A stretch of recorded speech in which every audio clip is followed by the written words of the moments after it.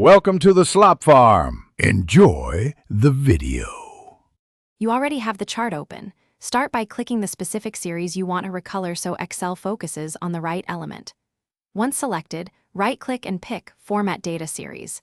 This opens the pane with fill and line controls. Make sure you choose the correct series when multiple sets exist. Misclicking wastes time. While the pane loads, note whether the chart uses solid fill, gradient, or pattern. This determines which color controls you'll see next, and why the change might differ visually. Now you change the visible color.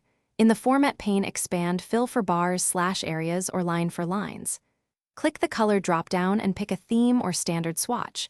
If you need a precise shade, choose more colors and enter a hex or RGB value. Once applied, adjust transparency, gradient stops, or width to balance visibility. Make sure to preview against the background and grid lines. This is why fine-tuning matters. Contrast affects readability and the chart's visual hierarchy. Finish by repeating the same steps for each series so colors remain consistent, or use chart styles and color drop-down to apply a palette across the entire chart quickly. Once done, save your workbook and optionally copy the chart as an image for presentations.